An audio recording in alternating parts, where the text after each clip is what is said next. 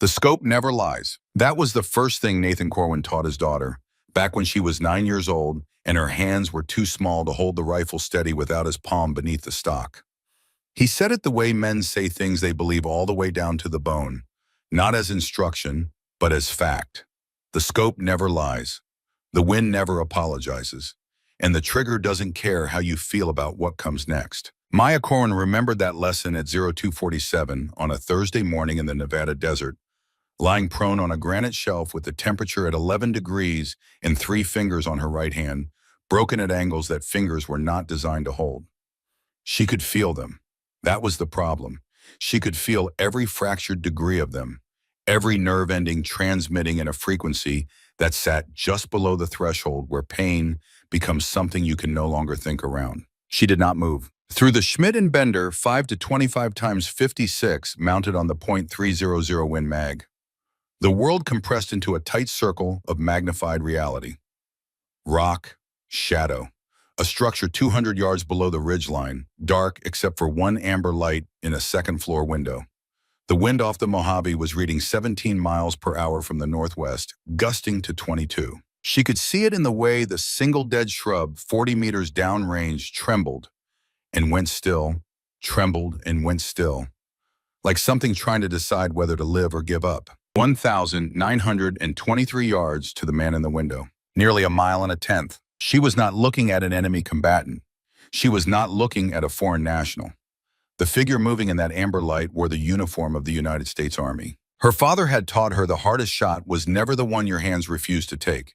It was the one your conscience did. She exhaled slowly, waited for the space between heartbeats, and did not fire. What she was doing on that granite shelf with broken fingers and a rifle and a man in U.S. Army uniform in her scope, that was a question with a specific answer, one that had been building for 7 weeks and 12 years simultaneously, and the answer would not make sense until she reached the beginning. So, the beginning. 7 weeks earlier, she had been a different version of herself, or maybe just an earlier draft of this one. The bus from Fayetteville pulled into Fort Bragg at 0527, and Maya sat in the second-to-last row with her boots laced tight and her duffel bag across her knees like a shield. She was 24 years old. 5'4", 127 pounds, and she had spent the last 3 years becoming the kind of person who did not flinch at loud noises, did not cry at funerals, and did not ask for help when she could figure it out herself. Those qualities had served her well in Ranger School. They had gotten her through Delta Force assessment and selection in the top 8% of her class, the first woman to finish in that percentile, though she had made a point of not knowing that number until her evaluator told her during the debrief, at which point she had nodded once and asked what the next step was. The duffel held 3 things that mattered: a pair of Brooks Ghost running shoes with somewhere north of 600 miles on them, the heel cushioning compressed into memory foam that no longer remembered its original shape. Her father's dog tags, not the originals because the originals had never been returned, which was a fact she had made her peace with in the way you make peace with a stone in your shoe on a 50-mile ruck. You acknowledge it's there, you decide it won't stop you, and you keep walking. And at the very bottom, beneath a rolled field jacket and 2 changes of civilian clothes, a manila envelope sealed 3 times over with black electrical tape. She had carried that envelope for 3 years without opening it. The story of that envelope began in the weeks before Nathan Corwin's final deployment, when he had sat at the desk in their house outside Fort Bragg and written 3 pages by hand in the deliberate way he did everything. Not fast, not slow, but exactly as fast as the thing required. He had sealed those pages in the envelope along with 2 other items. He had given the envelope to a man named Sergeant First Class Terry Webb, who had been his closest friend for 11 years and who had served with him in places that did not appear on maps that got declassified. His instructions to Webb had been simple. If 90 days pass without word from me, mail this to my wife. Do not open it. Do not ask what's in it. Just get it to her. Webb had waited 91 days. He had put it in the postal system through a civilian post office in Fayetteville, not through the military mail system, which was Nathan's instruction and which Webb had followed without needing to understand why. He knew enough about the kind of work Nathan did to understand that some things needed to move through channels that certain people did not monitor. Her mother had held it for 11 years without mentioning it, And then one evening last spring had set it on the kitchen table between them with the careful precision of someone disarming something. He said you'd know when, her mother had told her. He said you'd feel it. Maya had not felt it yet. She was starting to think she might be afraid to. The bus stopped. She stood, shouldered the duffel, and stepped down into the Carolina morning that smelled like pine trees and diesel, and the particular kind of organized urgency that military installations exhale before the rest of the world wakes up. A sergeant was moving along the row of new arrivals with a clipboard, checking names against assignments. He reached Maya, glanced at the name tape on her uniform, and stopped. Not the hesitation of someone who couldn't read. Something else. Something brief and physical. Like a man who has touched a hot surface and withdrawn his hand before his brain fully processed why. Corwin, he said. He said, yes, Sergeant. Any relation to Nathan Corwin? She had been asked this before. At Ranger School twice. Once during SFAS. Once at a range in Quantico by a master sergeant who had gone very still and then asked her if she wanted to get a cup of coffee, which she had declined because she did not drink coffee and did not want anything that looked like special treatment. Each time she answered the same way. He was my father. The sergeant held her gaze for exactly 1 second too long. Then he looked back at his clipboard. Good man, he said, and walked away faster than the distance required. Maya watched him go, filed the reaction in the back of her mind next to the other things she was collecting. Small observations that didn't add up yet, but felt like they would. She picked up her duffel and walked toward the first SFODD compound. Brigadier General James Hale's office occupied the northeast corner of the command building, with windows that looked out over the main training area to the tree line beyond. It was not a large office for a man of his rank and tenure, but it was arranged with the deliberate economy of someone who had spent enough years living out of a ruck to know the difference between what you needed and what you thought you did. He was 62 years old, 6'2", still carrying most of the weight he'd carried at 40, though it had redistributed with the years into something denser and less obvious.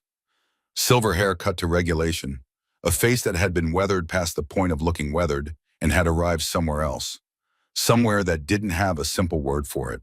The kind of face you got from 40 years of making decisions in the dark, in places where being wrong meant other people's wives got folded flags. The scar along his left neck was the one detail that people noticed and rarely asked about. It ran from just below the ear to the collarbone in a line too clean for shrapnel, too deliberate for wire.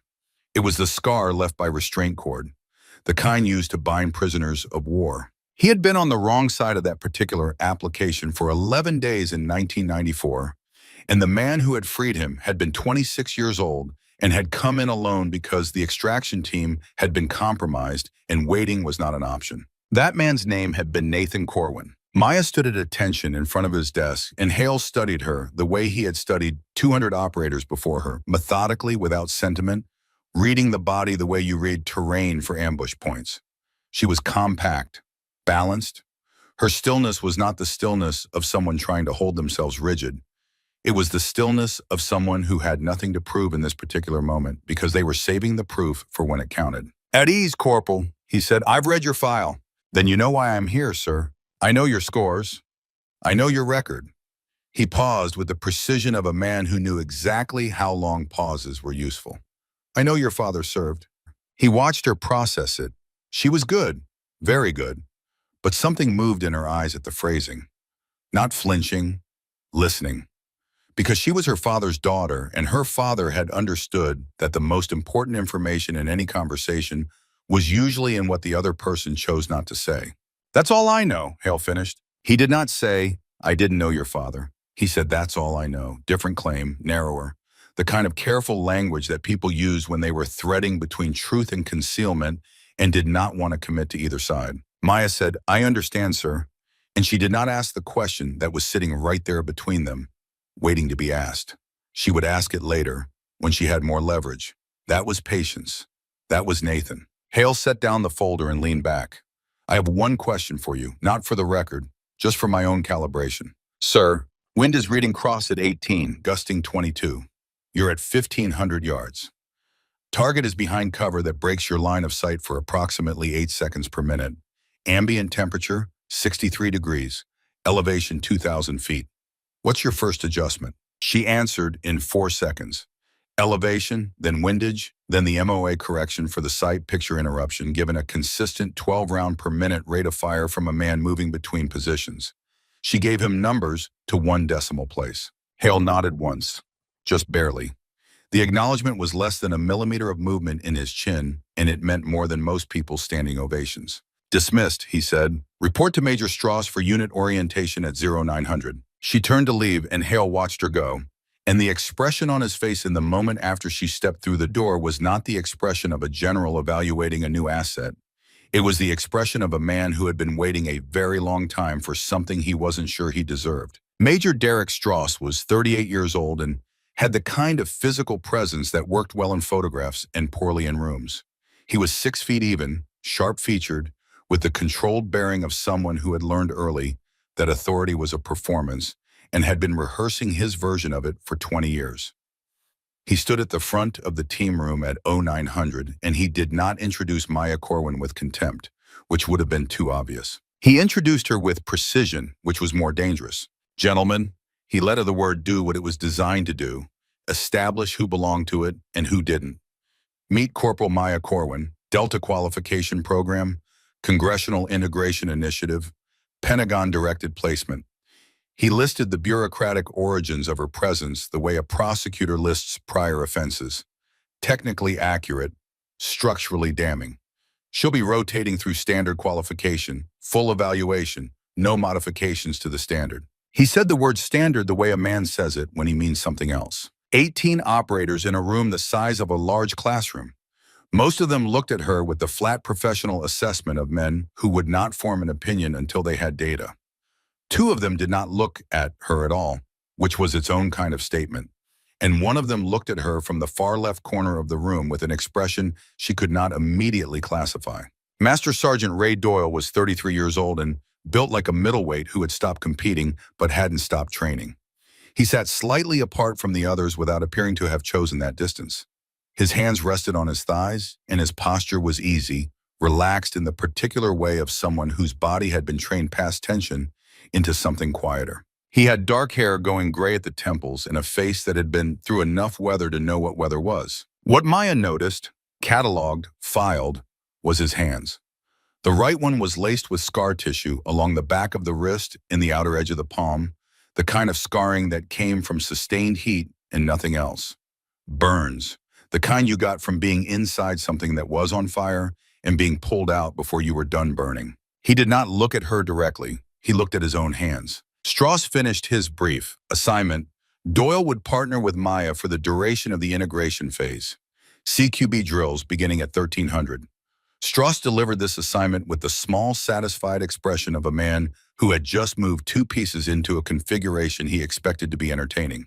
Doyle stood when his name was used, crossed the room to Maya, held out his right hand, the scarred one, which she suspected was deliberate, and when she shook it, his grip was measured. Testing without performing. Range, he said, 700 tomorrow. Bring your own load data. Then he turned and left the room without waiting for her response, which was either rudeness or efficiency. She decided to find out which. The kill house at Fort Bragg was a 2-story concrete structure that smelled like old smoke and gun oil, and the specific kind of stress that soaks into walls when thousands of men have practiced violence inside them. Maya had run buildings like it during SFAS, during Ranger School, during the advanced sniper course at Fort Benning. She understood the geometry of fatal funnels and the calculus of threat assessment under time pressure. What she had not run was a building where the other half of her team was evaluating her failure at least as much as her success. The first 2 drills went clean. Doyle set a punishing pace, not cruel but honest. He moved through rooms the way water moved through channels, finding the path of least resistance while covering every angle. Maya matched him, not by copying his movement, but by understanding its logic and extending it. In the 4th room of the 2nd drill, they crossed in opposite directions simultaneously, weapon muzzles passing 6 inches apart at shoulder height, and neither of them broke stride because they had both already calculated the geometry. Doyle said nothing after the 2nd drill. He picked up his rifle, cleared it, and moved to the staging area for drill 3, which was also information. Before drill 3 began, Maya ran her standard pre-drill check. Chamber, feed lips, gas system. She rotated the gas regulator to confirm the setting. She stopped. The regulator had been adjusted, not broken, not malfunctioning. Adjusted, deliberately turned one increment past the proper setting in a way that would cause the cycling mechanism to fail to fully reset after the seventh round. The weapon would jam on round 8 with an appearance of operator error. Limp wrist, bad technique. Nothing that could be proven as tampering because the setting was within the range of plausible miscalibration. She looked at the regulator for 3 seconds. Then she rotated it back to the correct setting, ran the drill, and said nothing. Afterward, Doyle pulled her aside while the other operators were stowing gear. His voice was low, not furtive, just quiet. You adjusted your gas reg before drill 3. Standard check. You found something wrong. She looked at him. What makes you think that? Because you paused for 3 seconds and then didn't say anything. And there are only 2 reasons a Delta-qualified operator doesn't report a weapon malfunction before a live fire drill. He held her gaze. Either she missed it, or she decided the information was more valuable than the report. Maya said, I want to know who touched it. Something shifted in Doyle's expression, just fractionally, like a man who had expected one answer and gotten a better one. Did you find anything? He asked. Whoever did it wore gloves. Professional. Doyle looked at the kill house for a moment, then back at her. He said nothing else. But when she walked back to the barracks that evening, she had the clear sense that she had passed some kind of secondary evaluation, one that had nothing to do with Strauss's program and everything to do with whatever Ray Doyle was carrying around in that careful silence of his. She took the gas regulator with her, wrapped it in a clean cloth, and put it at the bottom of her duffel, next to the manila envelope that she still had not opened. By day 4, the bruises had begun. She cataloged them clinically the way her father had taught her to catalog injury during operations, not as pain, but as data. Left shoulder, deep tissue from a metal equipment locker that had been left swinging open at the precise height and angle to catch her when she turned into the corridor after the morning brief. Right hip, contusion from a vehicle that had reversed without warning while she was walking the motor pool. Both wrists, grip marks from an obstacle course drill where a hand had steadied her on a descent and held a half-second too long and a half-inch too hard. None of it could be proven. All of it was deliberate. She knew this the way you knew weather was coming, not from a single sign, but from the accumulation of small atmospheric pressures that only made sense as a system. She had not reported any of it. On day 4, she was directed to the medical bay for the mandatory integration physical. Dr. Claire Weston was 41 years old, compact and precise, with the kind of professional calm that came not from training, but from having seen enough that a surprise had been replaced by assessment. She had dark circles under her eyes that suggested she slept less than the Army recommended and more than it required. She took Maya's vitals with efficiency and silence. Then she began the physical examination. When she reached the shoulders, she paused. Her hands were still on Maya's arm, but the movement had stopped. She turned Maya gently toward the light from the window and looked at the bruising pattern without speaking for long enough that it stopped being an examination and started being a decision. These are not impact injuries, she said finally. CQB training can be physical. I've treated CQB injuries for 14 years. Weston's voice was level. I know what a random collision looks like. These are grip marks, sequential application of force to the same zones over multiple days.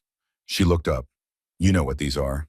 Yes, and you're not reporting them. Not yet. Weston looked at her for a long moment with the expression of a woman who had seen too many versions of this conversation to be shocked by it, and not enough of them resolved the right way to be comfortable with it. She said it quietly then, not a question and not quite a statement. Syria, 2012, your father. The air in the room tightened. He died there, Maya said. Weston set down her pen. The small sound of it was very precise. I was the surgeon on call at the forward operating base that night. I treated 6 men from that operation.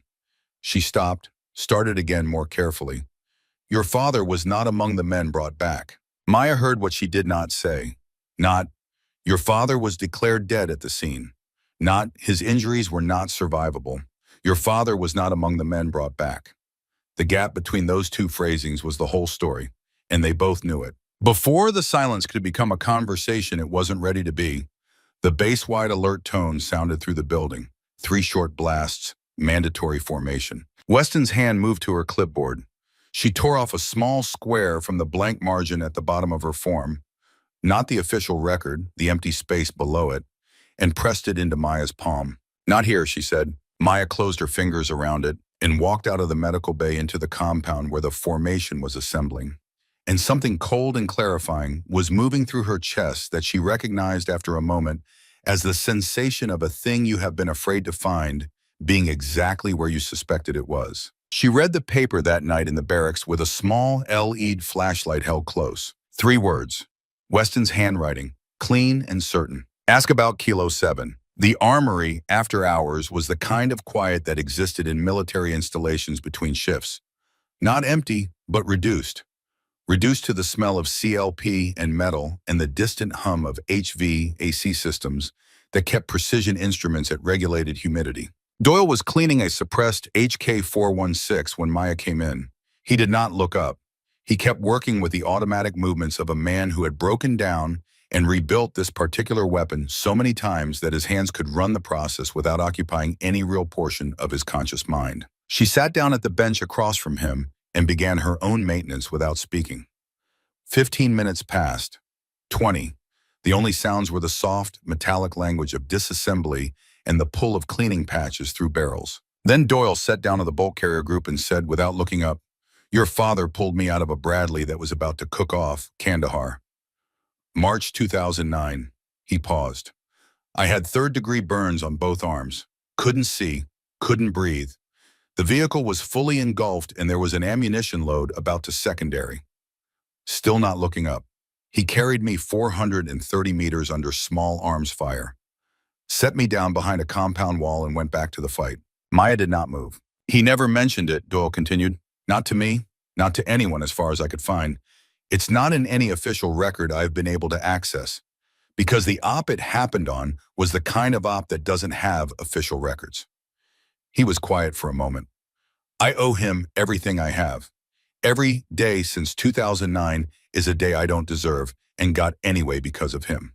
"But," Maya said, "but I'm not going to be able to give you what you need to hear right now." He finally looked up, and his eyes were carrying something that she had seen before in men who had made a decision they were not proud of and had been living with it long enough that it had become architectural. Load-bearing, something you could not remove without the whole structure shifting. Not here, not tonight. Footsteps in the corridor. Both of them heard it at the same moment, and neither reacted visibly, because that was the kind of training they shared. Doyle looked back at the bulk carrier group. 0600 PT, he said. "Don't be late." Maya began reassembling her rifle. She was almost at the door when she registered the sound of his movement behind her. Not alarming, just present, and turned back long enough to see him rotating his right wrist slowly under the bench light, the scar tissue catching the fluorescent beam, the kind of movement a man made when something ached. When he caught her looking, he stopped. "He had the same thing," she said, "his left shoulder, from Kandahar." Doyle looked at her for a long moment.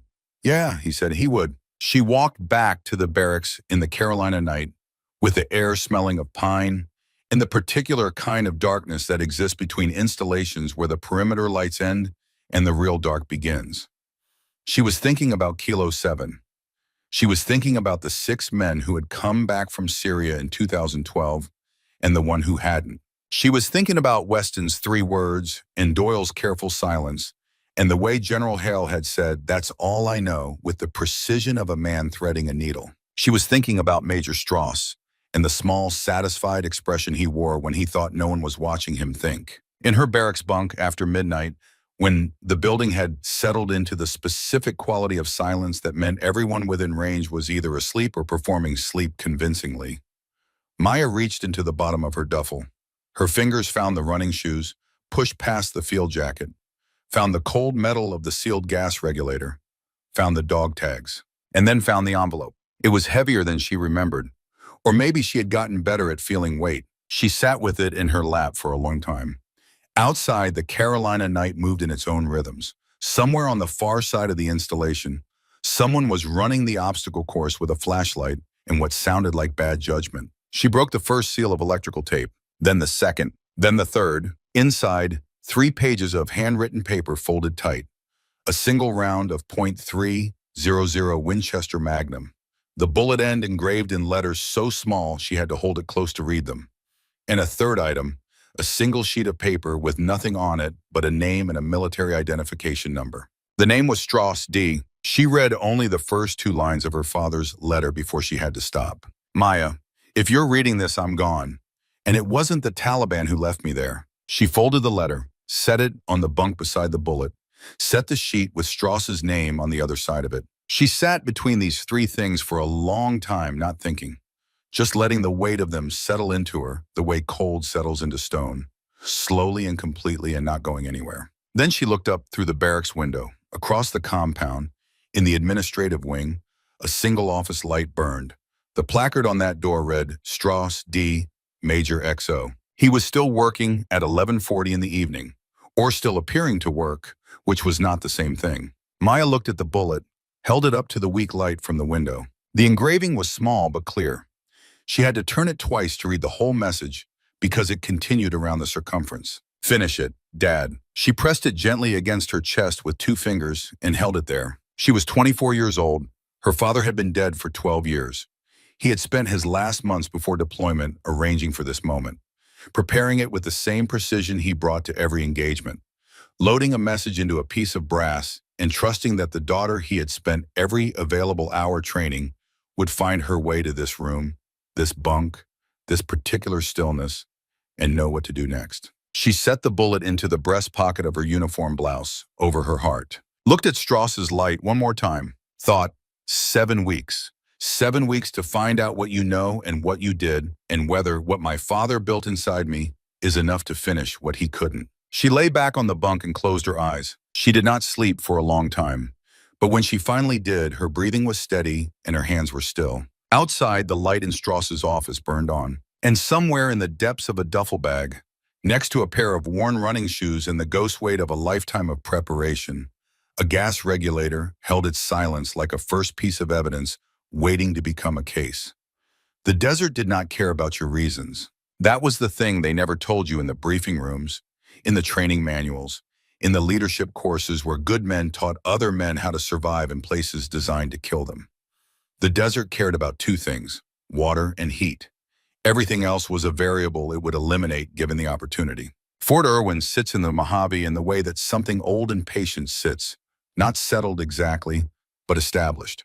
164,000 acres of the National Training Center, where the Army sent its units to be broken and rebuilt in conditions that approximated combat without the legal paperwork of actual war.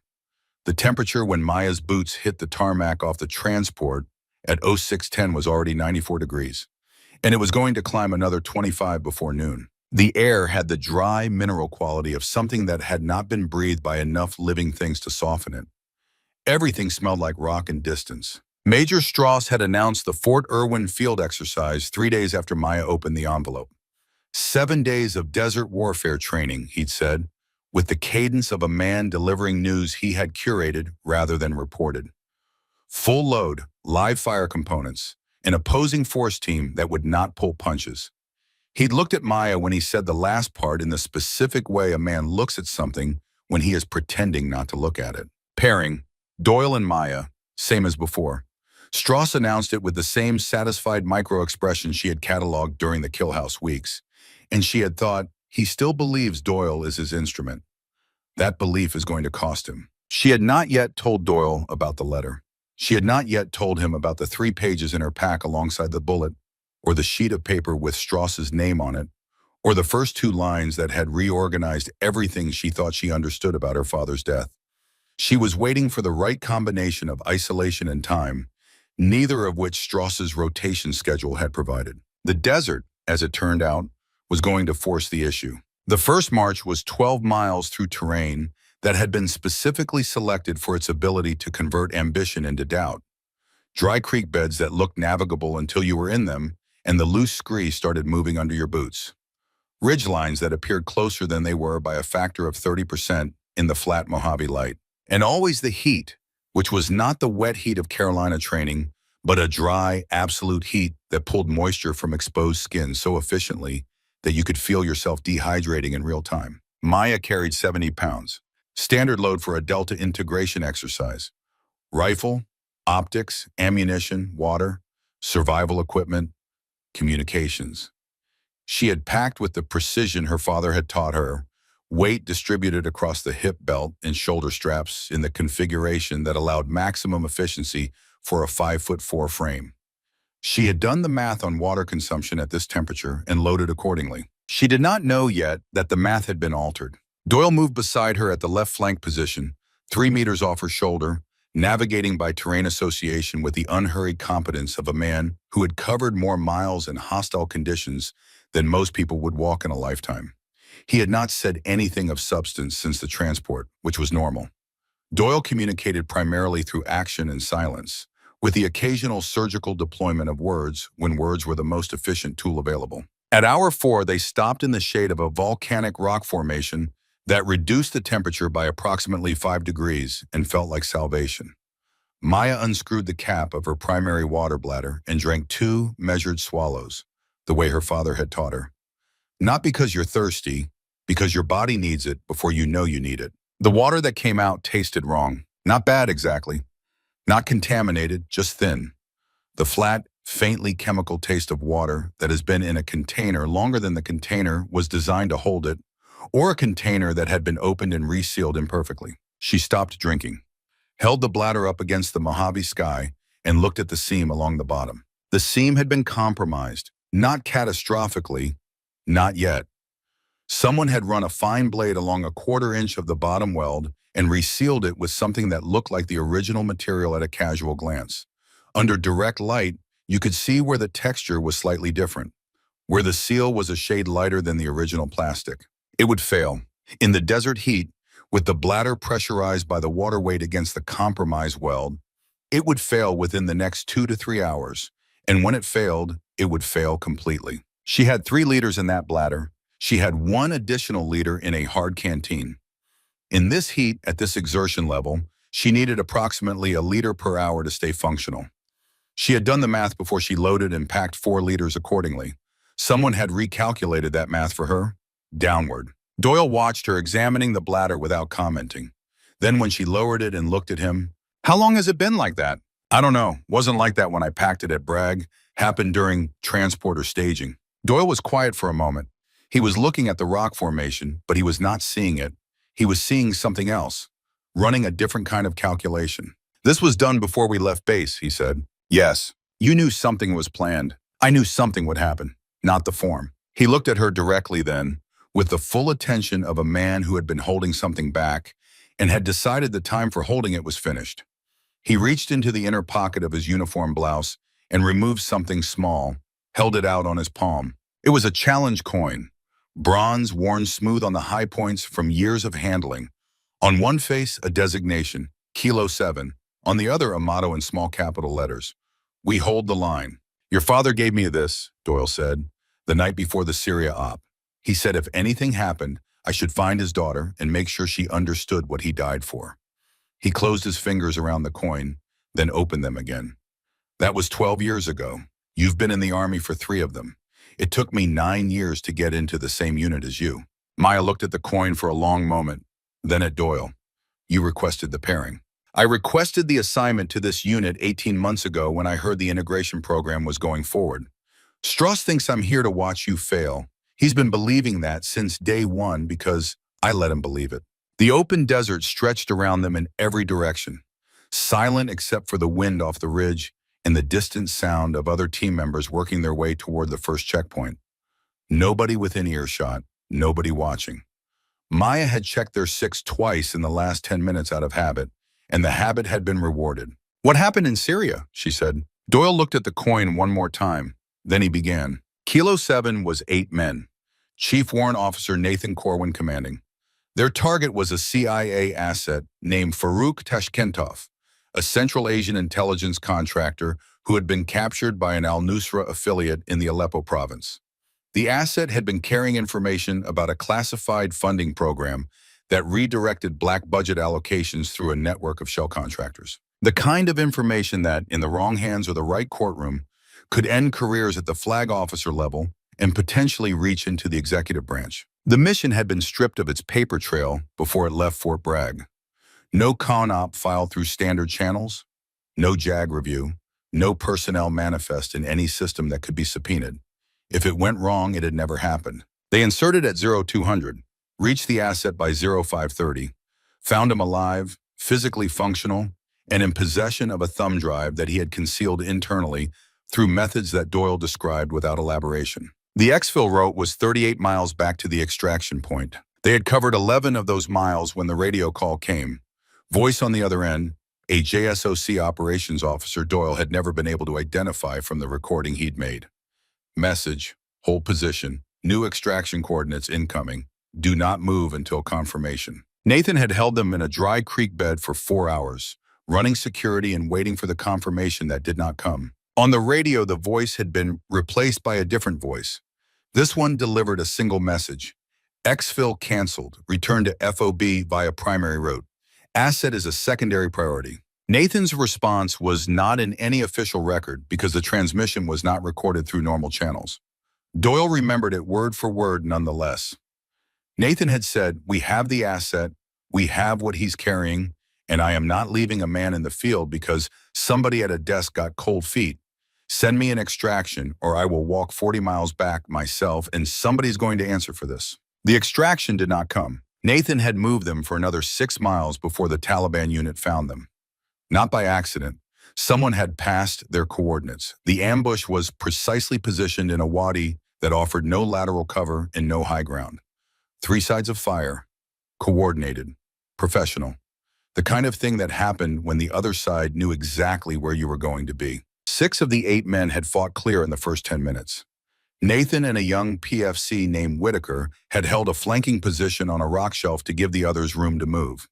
The exfil helicopter arrived at the extraction point with room for 6 and a crew chief who told Doyle there had been a communications error about team size. Doyle had ordered 3 men back for Nathan and Whitaker.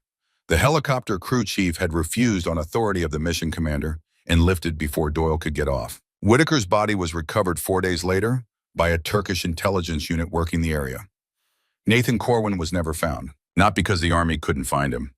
Doyle's voice had gone flat by this point in the telling, the flatness of a man reading a document he had memorized rather than a man reliving a memory. Nathan was not found because no search was ordered, because there was no official record of an 8-man team in that region on that date, because the officer who had issued the whole position order and the exfil canceled order and the communications error about team size had covered his tracks with the thoroughness of a man who had been planning the cover from the beginning. The officer who gave those orders, Maya said, Doyle nodded, was a captain at the time. Doyle nodded again. He's a major now. The desert wind moved between them. A dust devil formed and dissolved 100 yards out on the flat, spiraling briefly into a shape that suggested intention and then dispersed. My father knew, Maya said. It was not a question. He knew the op was wrong from the planning stage. Too clean, too stripped. The kind of mission profile that only happens when someone is designing the narrative for afterward rather than planning for success. Doyle's voice had gotten quieter, the way voices got when the thing being said was too heavy for full volume. He told me the night before we inserted, said if we got burned, it would come from inside, said he'd prepared for that. The letter. I didn't know about the letter. I knew he'd prepared something. He was Nathan Corwin. He prepared for every contingency.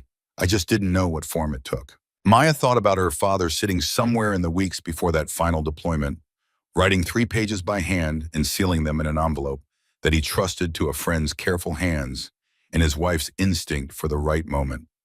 She thought about the bullet, the engraving that must have taken hours to set with a fine tool on a surface curved enough to make every character a small separate problem. She thought about the microfilm she hadn't discovered yet, though she would by nightfall. She thought about a man in his mid-30s who knew he might be walking into something designed to kill him and spent his last available time making sure his daughter would be able to finish what he had started. The radio on Doyle's vest crackled. Strauss's voice clipped and professional.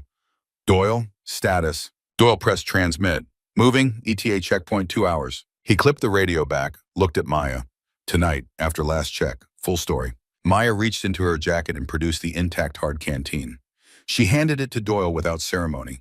He started to refuse it, and she stopped him with a look that had some of her father in it, the specific expression Nathan had worn when the conversation about an order was finished and the execution of it was beginning. Doyle took the canteen. They walked in silence for the next 3 hours, the compromised bladder continuing to fail exactly as predicted, and Maya rationing what remained with the precise economy of someone who had calculated the minimum and was prepared to operate there. The live fire qualification range had been established in a natural bowl formation about 2 miles from the second checkpoint, where the rock walls created a natural backstop and the sight lines out to 1,000 yards were unobstructed. By the time Maya and Doyle arrived, 4 operators from the team had already cycled through. The range officer, a sergeant first class named Patel who ran the timing with military exactness, marked results without commentary. Strauss was standing at the firing line when they came around the last ridge. He looked at Maya's dust-covered uniform, the visible depletion in her water supply, the slight, careful quality in her movement that came from a body managing resources, and the expression on his face was the expression of a man checking on an investment and finding it performing as expected. Standard qualification, he said, 1,000 yards, 5 rounds, 4-inch group, or you're off the sniper rotation for the remainder of this exercise. He handed her the M2010 ESR with the specific gesture of someone handing over a problem they expect to be unsolvable. Winds reading variable. Good luck. Maya took the rifle, ran her hands over it with the automatic thoroughness of a woman who checked everything, because checking everything was the difference between professional and dead. Action, bolt face, scope ring torque, trigger shoe. The Schmidt and Bender was set for someone with different eye relief and a different cheek weld. She made 2 adjustments without asking permission. The kind of adjustments that either looked arrogant to people who didn't understand sniper work or looked completely obvious to people who did. Strauss watched her adjust the scope with a small tension at the corners of his mouth. She went prone, settled the rifle into her shoulder pocket, adjusted the bipod legs by feel. The wind was reading variable, which was accurate. It was shifting between 8 and 16 miles per hour in a pattern that didn't quite repeat, the product of the rock formations causing directional compression and release as the thermal gradient built through the afternoon heat. She closed her eyes. Her father's voice, from a range in Arizona when she was 11 years old, lying in the red dirt with her hands too small and her patience just large enough. Close your eyes, feel your heartbeat, now open them between beats. She had asked why, and he had said, because between beats is where stillness lives. She opened her eyes between beats. The crosshairs settled on the steel plate at 1,000 yards with the unhurried arrival of something that had always been heading there. She could see the heat shimmer rising off the range floor, distorting the sight picture in the way desert heat always did, a constant visual noise that a lesser shooter would have fought and she had learned to read. The shimmer told her things. It told her the temperature differential between the surface and the air column, which told her the ballistic coefficient adjustment for the specific round she was running, which told her to nudge the elevation half a minute up from the standard drop chart. 5 rounds, measured, patient, each one a conversation between physics and intention. She stood up and stepped back from the rifle without looking at the target. Patel walked the range with a measuring tape, crouched over the steel plate, made notations in his range log with the precise movements of a man who reported what he saw without editorializing. He walked back and read the number without inflection.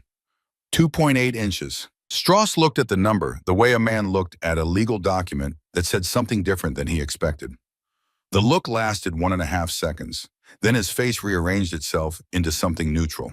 Acceptable, he said. To Strauss's left, an operator named Rodriguez, 28 years old, quiet, had not directed a word at Maya in 6 days of training, turned away from the firing line and said so quietly that only the 2 people nearest him could hear, "That's the best group on this range in 2 years." He did not look at Maya when he said it. He was looking out at the desert, at the heat shimmer rising off the 1,000-yard range floor.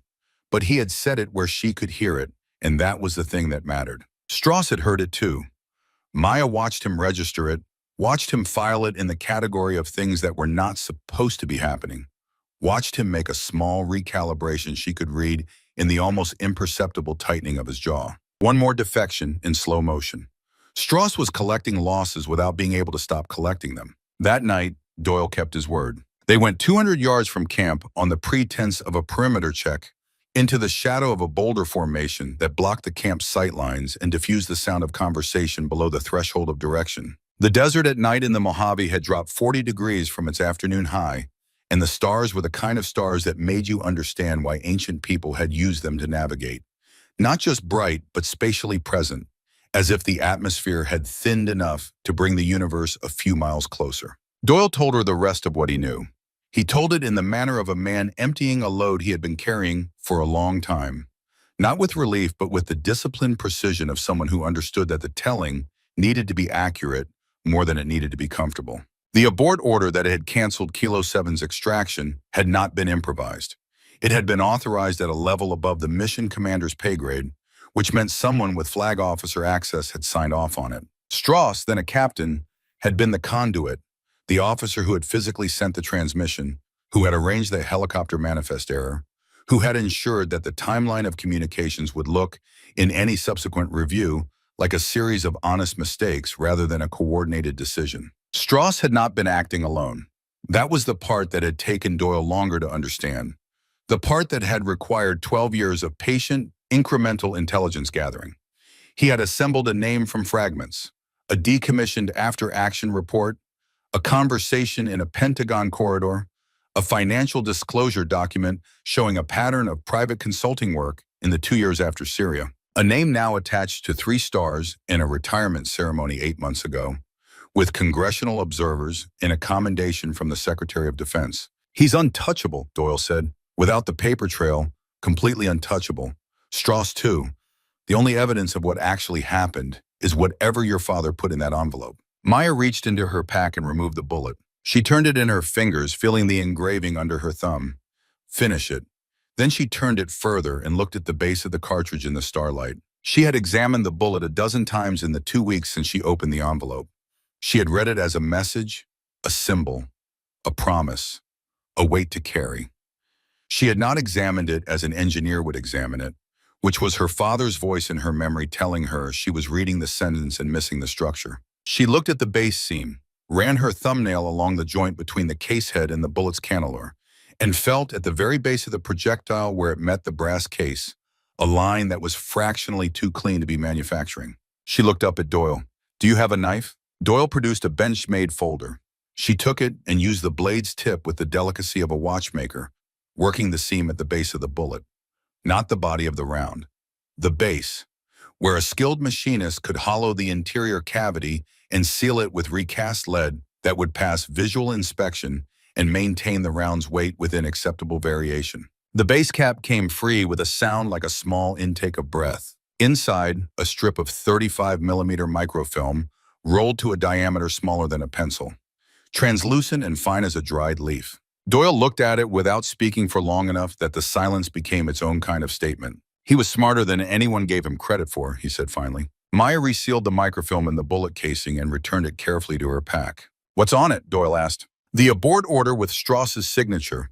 Coordinate logs proving where they were when the extraction was canceled. The CIA assets statement that was supposed to go to the agency and never arrived. And other documents his letter doesn't describe." Doyle was quiet. Then, "He loaded this round after he knew what the op was going to be." "Yes. He walked into Syria carrying a bullet that contained the evidence to convict the people who were about to leave him there." "Yes." The stars moved above them in their ancient, indifferent courses. Somewhere in the dark, a night bird made a sound like a question with no inflection. "He trusted you completely," Doyle said. "Not just to find it, to know what to do with it." "He trusted me to finish it," she said. "The how was always my problem to solve." The radio crackled. Strauss's voice, "All elements, 30-minute curfew, stand down." They walked back toward camp in silence, and Maya spent those 200 yards running calculations. Not ballistic calculations, legal ones. What the microfilm contained, who needed to see it, how you got physical evidence from a field exercise into the hands of someone with the authority and the integrity to use it before the man who wanted to destroy it found a way to destroy her first. The answer to that last part arrived in a helicopter at 700 the following morning. She heard the rotors before she saw the aircraft, and she identified the sound the way her father had taught her to identify the sound of rotors. Not just the pitch and beat of the blades, but the configuration, the approach angle, the deliberateness of the descent that distinguished scheduled arrivals from emergency insertions. This was a scheduled arrival. The helicopter was a UH-72 Lakota, Standard Army utility transport. It landed at the exercise LZ in a controlled approach, and General James Hale stepped out of it, with the movement of a man who had been doing this for 40 years and had stopped thinking about the performance of it sometime in the 1990s. He was wearing the same expression Maya had seen in his office on her first day, minus whatever small concealment he had been applying then. He walked directly toward Strauss, who had materialized at the LZ, with the expression of a man receiving unexpected company at a time when he would have preferred privacy. They shook hands with the formal efficiency of people who knew each other well enough not to bother with warmth. "Command review," Hale said. "I'll be observing the remainder of this exercise." Strauss said, "Of course, sir," and the "of course" was exactly 4 words too controlled. Then Hale turned and crossed the distance to where Maya was standing. He did not do it with the gradual redirect of a senior officer moving around a formation. He walked directly to her. Anyone watching could read the intentionality of it. Strauss was watching, Hale said, quietly enough that it required the early morning desert stillness to carry. "Dr. Weston's report reached me yesterday morning. I'm sorry it took this long." Maya said, "I'm fine, sir." Hale said, "That's not what I asked." She looked at him. And because they were standing in the Mojave 2,000 miles from Fort Bragg, and the weight of 12 years of carrying something alone had been lightened in the last 18 hours by Doyle's testimony, and the microfilm now secured in her pack, she made a decision. "I found out what happened to my father," she said. Hale did not blink. He did not look away. He did not perform surprise. "I know," he said. The word landed the way certain words landed. Not with the impact of an explosion, but with the impact of a very small thing dropped into very still water, the ripple moving out from it in every direction. "You knew," Maya said. "Yes." "How long?" Hale looked at the desert for 1 second, then back at her. "Since 2013. She had not expected that. She had expected a more recent date, a date attached to some intelligence report or whistleblower disclosure. 2013 meant he had known within a year of her father's death, had known through the years of her mother's grief, through Maya's enlistment, through Ranger School, through SFAS, through every day of the 3 years she had spent building herself into the person her father's letter had expected her to be. "Then why?" she said, and she kept her voice level, which required the full application of everything Nathan Corwin had ever taught her about discipline. Hale said something then that she would think about for a long time afterward, in the specific way you thought about sentences that rearrange things. Because knowing and proving are 2 different things. And because the kind of proof that holds up against a man with 3 stars in congressional relationships requires evidence that can't be dismissed or disappeared. He held her gaze. "I needed the microfilm. I didn't know your father had made one until 3 days ago when I read Weston's full report." Maya said, "You put me here because I was the only person who could carry that evidence without Strauss knowing what it was." Hale did not deny it. "I put you here because you're the best sniper in this program, and you deserve the assignment on your own merits.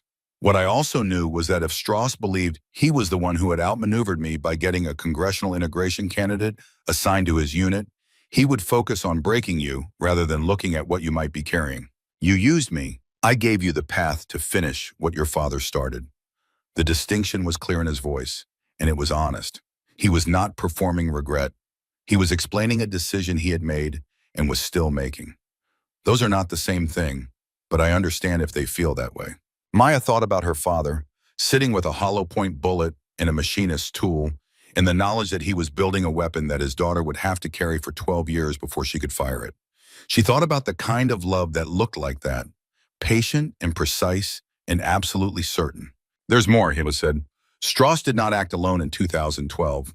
He was given authorization from above his pay grade. The officer who gave that authorization is no longer active service, but military jurisdiction over war crimes does not expire." He stopped.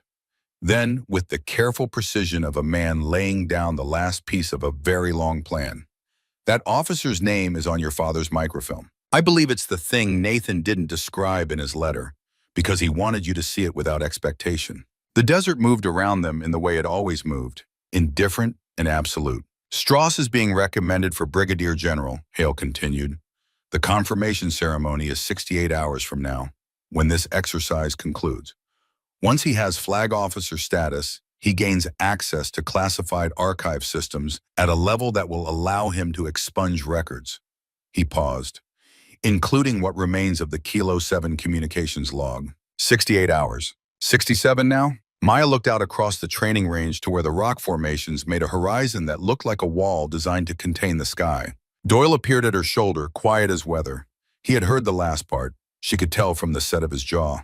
The microfilm needs to reach Colonel Shelby, Hale said. JAG Liaison, NCIS Joint Task Force. She's been building this case for 2 years without a primary source document. What your father made changes everything. He looked at Maya directly.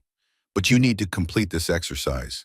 You need to finish in full view of the entire unit in every observation report that Strauss has been filing. Because when this comes apart, and it will come apart, the record needs to show that you were never anything but exceptional. That evening, after the last check, after the camp had gone quiet and the desert cold had settled in like a third occupant in every tent, Maya read the rest of her father's letter. She read all 3 pages by the light of a red lens flashlight, lying on her back in the narrow sleeping space with the bullet casing secured in her pack beside her, and the desert pressing its silence against the nylon walls of the tent. Nathan Corwin had written to his daughter with the same quality of attention he brought to everything.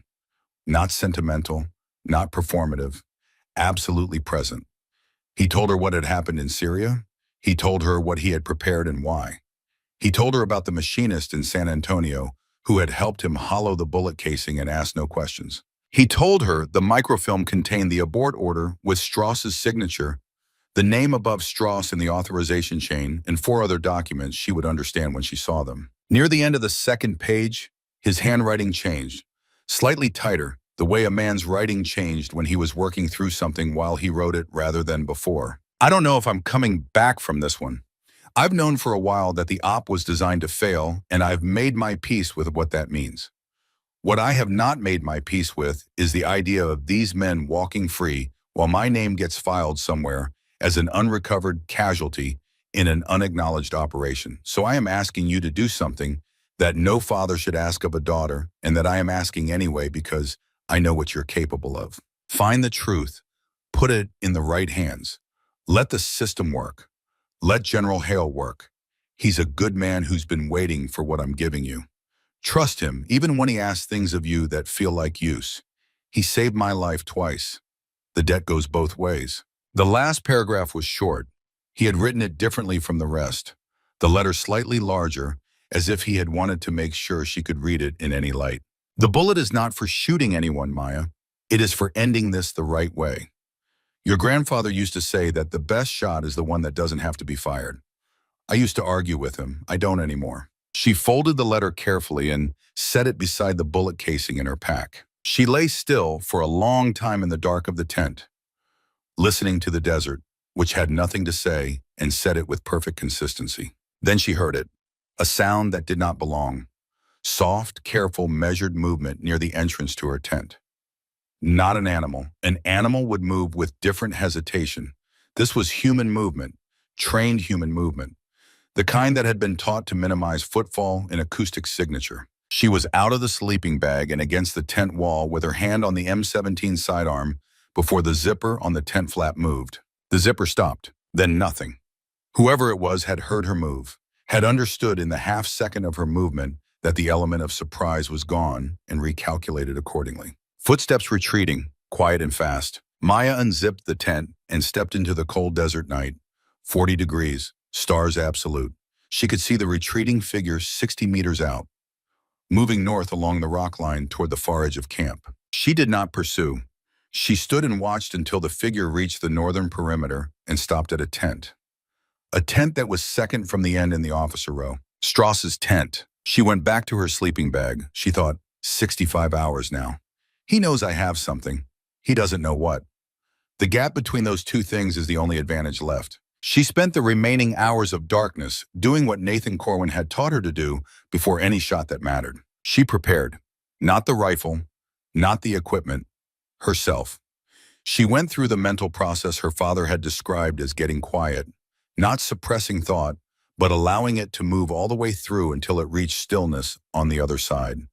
She thought about Strauss and what he would do in the next 65 hours.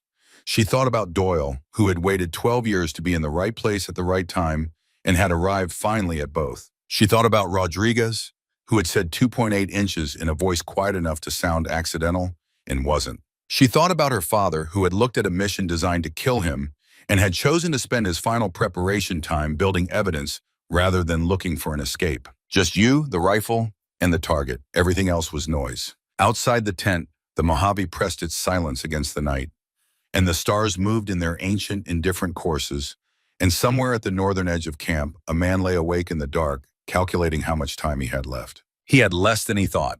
They always did. The next morning arrived the way desert mornings arrived. Not gradually, but as a decision.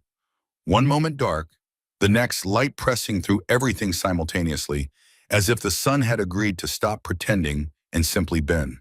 Maya was already dressed when the camp woke. She had been up since 400, running through what she knew in the systematic way her father had taught her, not to find certainty because certainty was a story people told themselves, but to know exactly where the uncertainties were and how large. What she knew, Strauss was aware she carried something. He had come to her tent and retreated. He had not sent someone else, which meant he did not entirely trust the men under his command. He had 64 hours before the confirmation ceremony. She had 64 hours to get the microfilm to Hale, who would pass it to Colonel Shelby. What she did not know, whether Strauss's approach to her tent had been solo improvisation or the beginning of a more organized move, whether the man above Strauss, the 3-star she had not yet identified, had been notified that there was a problem at Fort Irwin, whether the microfilm, once it changed hands, would be enough. Her father had trusted that it would be. She was going to trust her father. The morning brief was at 700, and Strauss ran it with the controlled efficiency of a man who had decided control was the only currency he had left. Day 5 assignments, 2 live-fire components, land navigation to checkpoint 3 through the deepest terrain of the exercise, where volcanic rock formations made GPS unreliable and old-fashioned methods still mattered. He paired Maya with Rodriguez for the land nav component. It was the first deviation from the Doyle pairing, and it landed in the tent with the quality of a move in a game that everyone was pretending not to be playing. Doyle received a solo assignment, range maintenance, which kept him at the primary objective area and away from Maya for most of the day. Maya looked at Rodriguez, who looked back at her with the expression of a man who had not been consulted about his role in someone else's chess game and had opinions about it. They moved out at 7:30. Rodriguez was 28 years old from Philadelphia. He had the compact efficiency of a man who had eliminated wasted motion from everything he did. He navigated by map and compass with the fluency of someone who had done it long enough that it had stopped being a skill and become instinct. For the first hour, they said nothing, which suited Maya. She was mapping terrain and mapping the man beside her simultaneously. 2 forms of navigation for 2 different purposes. At the first waypoint, while Rodriguez shot an azimuth toward checkpoint 2, he said without looking up from the compass, "He told us you'd be a plant." Maya kept her eyes on the terrain ahead. "Strauss said you were Pentagon's way of gathering information on whether integration was working. Said you'd be filing reports." Rodriguez lowered the compass. "I'm not naive enough to believe everything a major tells me, but I'm also not stupid enough to immediately believe the opposite." "What changed your assessment?"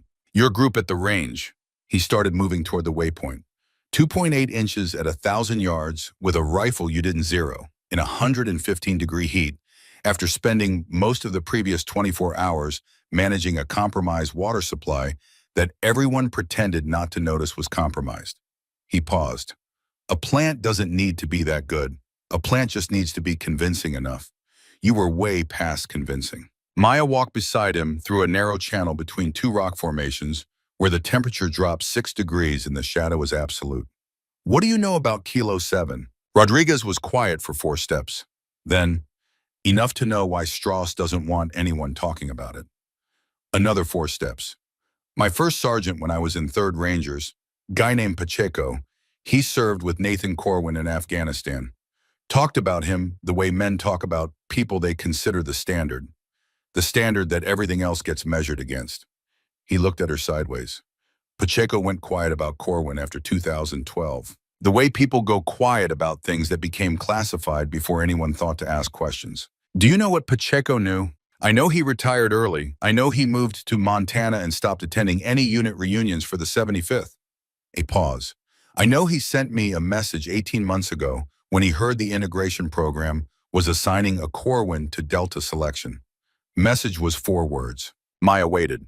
Pay attention, Rodriguez said. That was it. Pay attention. She thought about the network of people her father had left behind. Not deliberately, or maybe deliberately, she was no longer sure. The men who owed him, the men who had served with him, the men who had gone quiet about his death and stored their knowledge in the careful silence of soldiers who understood that some things could only be said when the time was ready. I'm going to need something from you, she said. I assumed. Not now, after this exercise, back at Bragg. I need a witness who can speak to the culture of this unit in the last 5 weeks. What was sanctioned, what was tolerated, what was directed. Rodriguez looked at the horizon. Strauss will know, I testified. Yes. Career implications. Yes. He was quiet for a full minute of walking, and Maya let him be quiet because her father had taught her that the right answer to a serious question required serious silence. And a man who gave you a fast yes to something that could cost him was a man whose yes meant less. Pacheco said, pay attention, Rodriguez said finally. I've been paying attention for 5 weeks. I've seen enough to know the difference between hard training and deliberate harm. He stopped, looked at her directly for the first time in an hour. You've got a witness. They completed the land nav component in 4 hours and returned to the primary objective area with 40 minutes to spare, a margin that was, by the standards of this exercise, notable. Strauss was at the objective when they arrived. He looked at the time on his watch, then at Maya, then at the time again. The gap between his expectation and the result was visible in the 3 seconds it took him to find a neutral expression. Checkpoint time, the range officer called. Corwin, Rodriguez, 43 minutes ahead of standard. Doyle was sitting on his ruck 30 meters back, cleaning his rifle. He looked at Maya when she came through the perimeter. Something in his expression that might have been satisfaction, in a man less practiced at not showing things. That afternoon, the opposing force element hit them. It was not scheduled. That was the point of opposing force. It was never scheduled. The OPFOR team at Fort Irwin operated under standing instructions to engage exercise units at their own discretion, using the terrain, timing, and conditions as variables in an open-ended problem designed to produce chaos rather than script it. They hit the camp at 1640, with the sun low enough to be directly in the eyes of anyone facing west and the wind off the desert floor high enough to cover approach noise. 8 men in full combat kit, using the rock formations as staging, moving in a compressed assault line that was going to arrive at the camp perimeter simultaneously from 2 angles. Maya saw them first. She had been at the camp's northern edge on her own initiative, running the kind of perimeter check that was not assigned, but that she did anyway because her father had told her that the difference between being surprised and not being surprised was usually one person who was paying attention when everyone else had stopped. She saw the western element at 700 meters, moving in the rock shadow with the disciplined patience of professionals. She tracked right and found the eastern element at roughly the same distance, converging on a timeline that put both elements at the perimeter in approximately 8 minutes. She got on the radio. Doyle, 2 up for elements, west-northwest at 700, northeast at 700, converging on 8-minute timeline. Don't alert the camp. I need you at the north perimeter in 4 minutes. A pause that lasted exactly 1 second. Copy, moving. She clicked off and moved, not toward the camp but away from it, north along the rock line at a pace calculated to reach the high ground above the western approach before the OPFOR element cleared their last cover position. The terrain gave her a shelf of basalt at 20 feet of elevation, a natural firing position with sight lines that covered both approach corridors and dead ground in between. She went prone, settled the M4 carbine into her shoulder, checked windage. The western element was now at 400 meters and moving in a formation that assumed no detection. Tighter spacing, heads down, committed to the approach. Doyle appeared below and to her left, moving up the rock face with the quiet efficiency of a man who had done this in actual combat and remembered every lesson. He took a position 8 meters to her left, slightly lower elevation, covering the eastern corridor. They did not need to communicate. They had trained together for 5 weeks, and whatever Strauss had intended by that pairing, the result was 2 people who understood each other's movement language. The op for western element reached 200 meters. Still committed, still unaware. Maya made the same calculation her father had made in every situation that offered multiple options. Not what would work, but what would work best and leave the fewest problems behind it. She stood up, not the move the op for expected, not the move Strauss would have predicted. She stood up on the basalt shelf at 200 meters from the western element, in full view, and activated the IR strobe clipped to her plate carrier, an infrared pulse invisible to the naked eye, but blazing like a lighthouse through night vision optics. The OPFOR element was running NVGs for the low sun approach. The strobe detonated their vision simultaneously. 8 operators reaching for their optics, 1 second of compromised sight, 1 second was enough. Doyle moved left. She moved right. Both of them firing simunition, paint rounds that hit fabric at 200 meters with enough force to leave marks and enough accuracy from these shooters at this range to be precisely where they were aimed. Center mass, controlled pairs. The eastern element had not yet processed what was happening to their western counterparts when Doyle's paint rounds found the first 2 of them. 45 seconds total, 6 MI-04 eliminated on the primary engagement. The remaining 2 broke cover and attempted to reposition, which was the correct tactical response, and still did not save them from paint rounds that arrived before the repositioning was complete. When the camp came alive behind them, voices, weapons up, the sound of operators coming out of tents into a fight that was already finished. Maya and Doyle were standing on the basalt shelf in the low desert sun, with the IR strobe still pulsing and the smell of propellant drifting south on the wind. Strauss came around the rock line at a walk that was trying not to be a run. He took in the scene. 8 offer operators sitting down or standing with hands up, paint marks on their kit. Maya and Doyle on the high ground. Corwin, debrief, now. She climbed down from the shelf and gave him the engagement in 12 sentences. What she saw, when she saw it, what she assessed, what she did. No embellishment, no apology. Exactly the kind of report her father had taught her to give. Facts in chronological order. Assessment at the end. When she finished, Strauss was quiet for 3 seconds. You should have woken the camp immediately. With respect, sir, immediate camp alert would have driven the OPFOR into cover and extended the engagement indefinitely. Neutralizing both elements before they reached the perimeter eliminated the threat with 0 friendly impact and preserved all combat power for the remainder of the exercise. That's not procedure. The procedure exists to achieve a result. The result was achieved. Strauss had no tactical rebuttal because there wasn't one. What she had done was correct, textbook even, the kind of initiative that the Army said it wanted and then struggled to know what to do with when it arrived in a form it hadn't expected. He turned and walked back toward camp. Rodriguez, standing with 3 other operators at the perimeter, watched Strauss go, then looked at Maya with an expression that contained 6 weeks of accumulated observation and had arrived at a conclusion. He nodded once, just barely. That evening, Hale found Maya at the eastern perimeter as the last of the desert light drained out of the sky and the temperature began its rapid drop toward the night cold. He had watched the OPFOR engagement from the command position. He had said nothing afterward, made no comment during the group debrief, maintained the neutral observational stance of a senior officer conducting an exercise review. Now he stood next to her and looked east, where the rock formations were becoming silhouettes against the darkening blue. 60 hours, he said. I know. Strauss went through your tent last night. I know, I watched him leave. Hale was quiet for a moment. Colonel Shelby arrives at Bragg 18 hours after this exercise concludes. She has a JAG warrant and NCIS backing and 2 years of circumstantial evidence. What she does not have is a primary source document.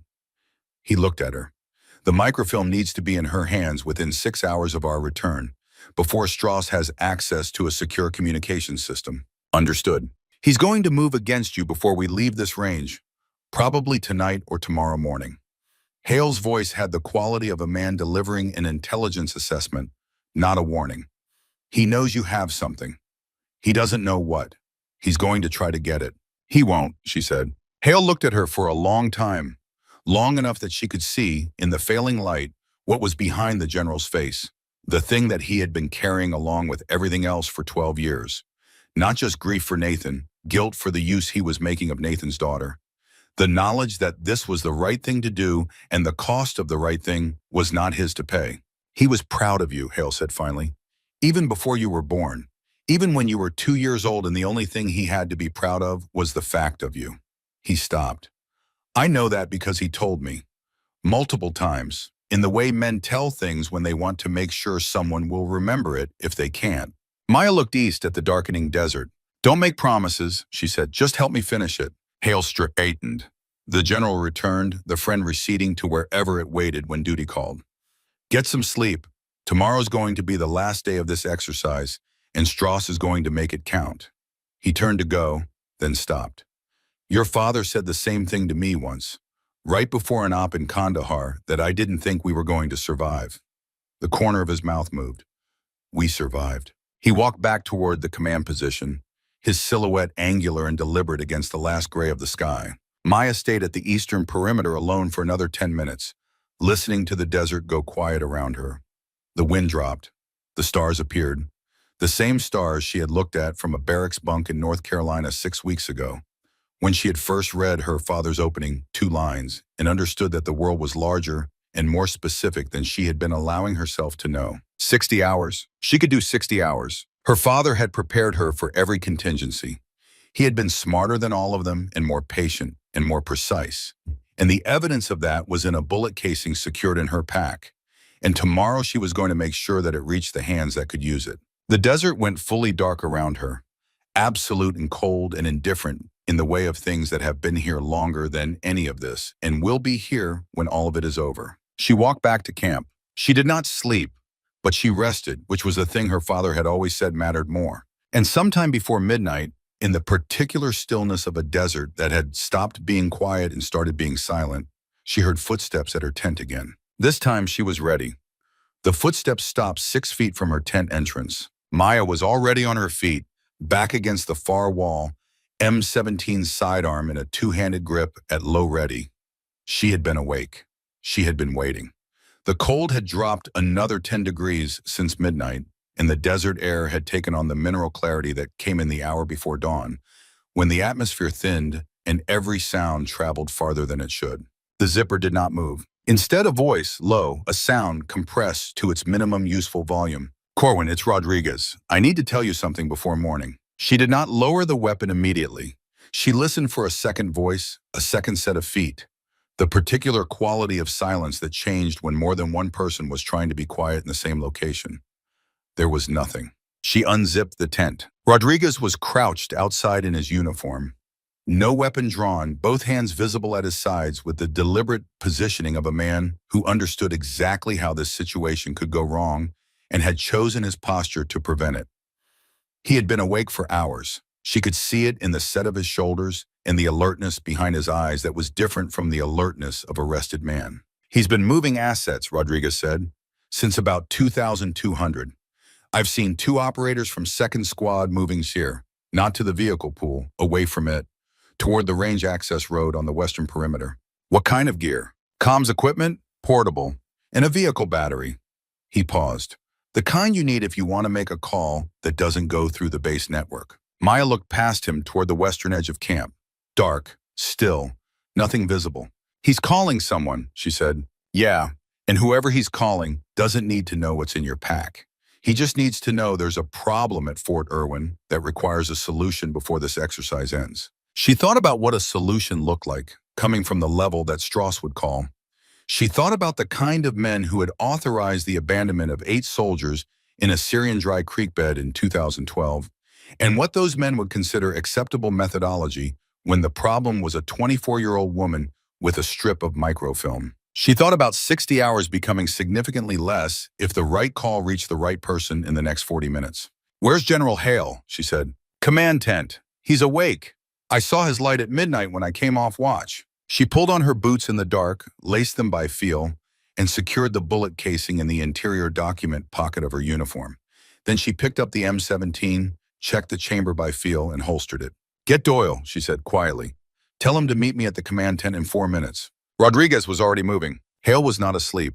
He was sitting at the small camp table in the command tent with a map spread across it that he was not looking at, the overhead lantern set to its lowest setting, turning the interior into a study in amber and shadow. He had the alert stillness of a man whose body had learned over decades that sleep was optional in ways that preparation was not. He looked up when Maya entered, read the situation in her face before she spoke. She told him about Rodriguez's observation in 40 words. Hale stood on the 15th word and was reaching for his satellite phone on the 22nd. If he gets a signal out before we can document that call, Maya said, whatever comes next has deniability. Hale was already dialing. He turned partially away and spoke into the phone with the quiet authority of a general officer who had made calls like this before, intense in worse places than the Mojave, and had learned that the specific words you used in the first 20 seconds determined everything that came after. Doyle appeared at the tent entrance, moving without sound. He looked at Hale on the phone and at Maya and assembled the picture with the rapid competency of a man who had been anticipating something like this since the previous evening. "Two operators and Strauss himself," he said, his voice barely above breath. "I came around the long way. They've got a portable SATCOM unit set up behind the rock formation at the western perimeter. Strauss is on it now." Hale finished his call. He set the phone down and looked at both of them with the expression of a man who had just placed a bet and was now committed to the outcome. "Colonel Shelby is at Barstow," he said. "She can be here in 45 minutes with an NCIS team." He looked at Maya. "But we need documentation of that transmission before she arrives, or Strauss's legal team will argue it was a routine personal call." Maya looked at Doyle. Doyle looked at Maya. The calculation between them happened in about 3 seconds. "He's in an open position," Doyle said. "Rock formation but no overhead cover. The portable unit requires line of sight for the satellite connection. He'll be stationary until the call ends." "How long does a call like that take?" Maya asked. "Depends what he's asking for." Doyle's jaw was tight. "If he's asking for what I think he's asking for, not long. These people don't need lengthy explanations. They need coordinates and a timeline." Maya turned to Hale. "I need your sat phone and your authorization to record." Hale handed both over without hesitation. The phone had a recording function that captured audio within a 30-foot radius with enough fidelity for evidentiary use. She had used the same model in training. She knew its range and its limitations. She looked at Hale one more time. He looked back at her with the expression of a man who had been building toward this moment for 12 years through means he could not always be proud of. And who knew it, and who was carrying that knowledge with the specific gravity it deserved. "Your father would already be moving," he said. She moved. The western perimeter of the camp was 240 meters from the command tent, and she covered it in just over 2 minutes, moving in the deep shadow along the rock line at the northern edge of the training area. The cold was sharp and the stars gave just enough ambient light to navigate without using her headlamp, which she kept dark and clipped. She heard the call before she reached visual range. Not the words, the tone, the compressed, deliberate cadence of a man communicating with precision to someone who required precision, in the manner of people who had established communication protocols before the need arose. She went flat against the boulder and moved the last 30 meters on her elbows and knees over ground that was rough sandstone and small gravel, the kind of surface that rewarded slow movement and punished urgency. She could feel every edge through her uniform. She ignored what she could not stop feeling and kept moving. At the edge of the rock formation, she could see them. Strauss crouched over the portable SATCOM unit, the antenna array extended toward the southeast sky where the satellite window sat. 2 operators flanking him, facing outward, providing a security perimeter that was professional and thorough. Watching for someone approaching from the campsite. They were not watching from behind. She worked around the base of the formation to a position that put 8 feet of rock between her and both flanking operators, and 15 feet of open ground between her and the back of Strauss's position. She activated the phone's recording function and set it to continuous. Strauss was speaking. His voice was lower than his normal command register, the deliberate lowering of a man who understood sound carried in desert air. But 15 feet was 15 feet, and the phone's directional microphone was pointed at him. "The problem is documentary," he said, "not speculative. Someone prepared physical evidence prior to the operation and passed it forward. I need a containment window of 48 hours. After the ceremony, I have full archive access and the matter resolves internally." A pause. Strauss listening. "No, the source document cannot be intercepted at this stage without creating a larger problem than it solves. The better resolution is ceremony first, archive access second, document retrieval third. Clean sequence." Another pause. "The operator carrying it is 24 years old and has no institutional support structure that can move faster than 48 hours. This is manageable." Maya held the phone steady and let it capture every word. She was close enough that she could have reached out and touched the boot of the nearest flanking operator. Close enough that she could hear the satellite connection's faint static through the SATCOM speaker. Close enough that she could see on the small status screen of the portable unit the transmission routing indicator that showed exactly which satellite node the call was passing through and the timestamp on the connection. She stayed still for 90 more seconds. Then Strauss said, "Understood. I'll confirm when we're back at Bragg." And the call ended. She had already started moving backward, the way she had come, before the SATCOM screen went dark. She was back at the command tent with 12 minutes to spare before Strauss's operators broke down the portable unit and began the return route. She handed Hale the phone. He played back 40 seconds of the recording, confirmed the audio was clean, and sent the file to Colonel Shelby's secure device in 4 keystrokes. Then he looked at Maya with something in his expression that was not quite relief and not quite pride, and was in the territory that existed between the two, where the things that cost the most tended to settle. 40 minutes, he said. Get your gear together.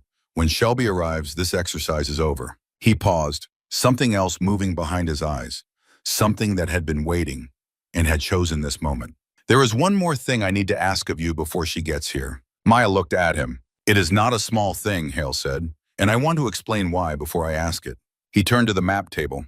He set both palms on its surface, the posture of a man grounding himself before saying something he had been rehearsing for a long time. When this investigation becomes public, and it will quickly, Strauss's attorneys will contest everything. The microfilm chain of custody, the recording admissibility, every piece of your participation in this unit over the last 6 weeks. He looked up. One of the things they will argue is that you were not a qualified operator completing a legitimate assignment, that you were a plant, that this was a setup, that the evidence was manufactured. It wasn't. I know it wasn't. You know it wasn't. Shelby knows it.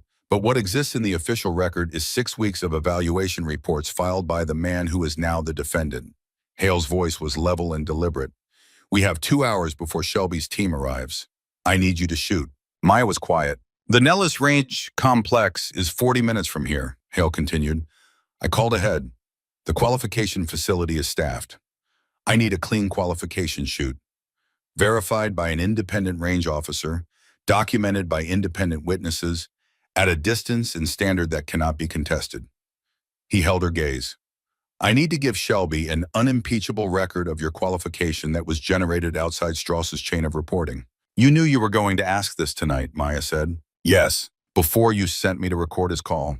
Yes. She thought about that. Thought about a 62-year-old man who had been playing this longer and at more levels than she had fully understood, who had been building contingencies around his contingencies the way her father had built them, and who had arrived at this conversation having prepared it in the same way that Nathan Corwin had prepared the bullet. Not with cruelty, but with a precision that could feel like cruelty if you were on the receiving end of it and didn't know the full architecture. She thought about what her father's letter had said. Trust him, even when he asks things of you that feel like use. The qualification distance, she said, 1,500 yards, standard. Distance to target from the primary firing position at Nellis qualification facility. A pause. 1,923 yards. It's the only position available at the facility at this hour. The standard firing line is occupied by another unit's night qualification. Nearly 1.1 miles. She looked at him for a long moment. What is the target profile? Structure. Single illuminated window.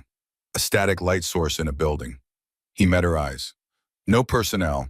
The light is a timer-controlled training lamp. No one is in the building. She understood, then, the full shape of what Hale had prepared. Not just the recording, not just the legal architecture. This, too.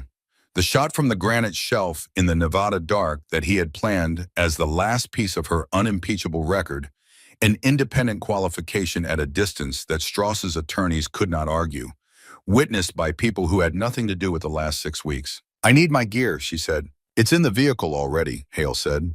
I had Doyle prep it 20 minutes ago. Of course he had. The drive to Nellis Range Complex took 38 minutes on roads that were empty at that hour. The Mojave dark and absolute on both sides. The headlights of the transport vehicle cutting a narrow tunnel through it. Maya sat in the back with her rifle across her knees and thought about the shot she was going to take. 1,500 yards was the standard. 1,923 yards was the actual distance. She had the data, she had the calculation, she had done it in her head twice already, and the numbers were what they were. What she had not fully accounted for was the cold. The temperature at the Nellis firing position at 02:15 in the morning was 11 degrees. Her hands were functional. She had checked them twice. But 3 fingers on her right hand had gone wrong somewhere on the crawl back from Strauss's position. Not badly wrong, wrong enough to be information she had to account for. She could feel them. That was the problem. She could feel every fractured degree of them, every nerve ending transmitting in a frequency that sat just below the threshold where pain becomes something you can no longer think around. She did not allow this to become a problem.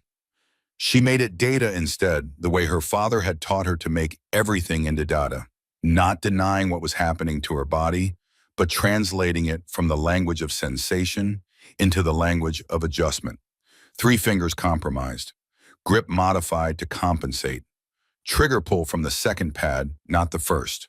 Elevation hold adjusted for the slight change in pressure distribution. Data, not pain. The range officer at the Nellis facility was a warrant officer named Chen, who had been called out of his quarters for this, and whose expression suggested that whatever Hale had told him on the phone had been sufficient to prevent complaint. He verified Maya's credentials, confirmed the range was cold, and walked her to the firing position on the granite shelf that looked out across the empty darkness toward the structure. One amber light in a second-floor window, 200 yards below the ridgeline. The wind off the Mojave was reading 17 miles per hour from the northwest, gusting to 22. She could see it in the way the single dead shrub 40 meters downrange trembled and went still, trembled and went still. 1,923 yards. She went prone, settled the rifle, made her adjustments. The scope never lies. The figure in the window moved, a shadow crossing the amber light. For 1/2 second, her finger moved toward the trigger with the reflex that 12 years of training had built into her below the level of conscious thought. Then the rational mind caught up. Not a person, a timer mechanism, an automated training lamp on a track designed to create the visual signature of occupied space. Her father had taught her the hardest shot was never the one your hands refused to take. It was the one your conscience did. She exhaled slowly, waited for the space between heartbeats, and did not fire. She lay still on the granite shelf for 3 more seconds, checked her data, rechecked. The 3 compromised fingers were manageable. The wind was reading consistent now, the gusts settling into a pattern she could read. The temperature at her body surface was stabilizing. She found the stillness her father had described, not absence of sensation, the other side of it. She fired. The round traveled 1,923 yards and struck 2 inches left of center on the illuminated window frame, within the acceptable variance for conditions and distance. The light went out, the impact sensor on the training lamp registering the hit and cutting power as designed. Chen walked from the observer's position to where she lay. He made notes. He read the shot data from the sensor record. His voice was completely neutral when he said, documented, time-stamped, 2 inches off center at 1923 yards with degraded grip function and variable wind. A pause. I'll need your signature on the qualification form. He did not say what he thought about the shot. He didn't need to. Some things documented themselves. She rose from the granite shelf and felt the cold in her broken fingers as information, not complaint, and walked to where Hale was standing at the edge of the observation platform. He looked at her for a moment without speaking. You knew about the fingers, she said. I knew you took impacts on the crawlback. I didn't know the extent. Why didn't you tell me the light was automated? Because I needed to know what you would do, he said, not what I told you to do. She held his gaze. And if I had fired at a person, then I would have been wrong about you, he said. And everything I've done for the last 12 years would have been wrong, and your father would have been wrong about me. He paused. I wasn't wrong. Maya looked out at the dark range where the amber light had been. She thought about her father's voice in her memory. The hardest shot was never the one your hands refused to take. She thought about the fact that the most important shot she had fired in this entire 7 weeks had been the one she didn't fire. Let's go back, she said. Shelby will be there soon. Colonel Patricia Shelby was 55 years old, gray-haired, and moved through the Fort Irwin staging area at 0520 like a current moving through water, not fast but continuous and not to be deflected.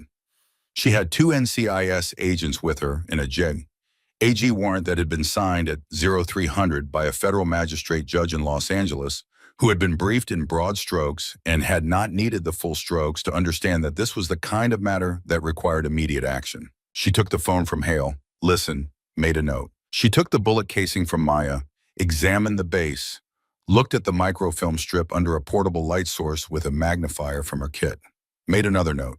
Then she walked to where Strauss was standing at the edge of the assembly area, having been roused from his tent 20 minutes earlier, with the information that there was a command review update requiring all officers present.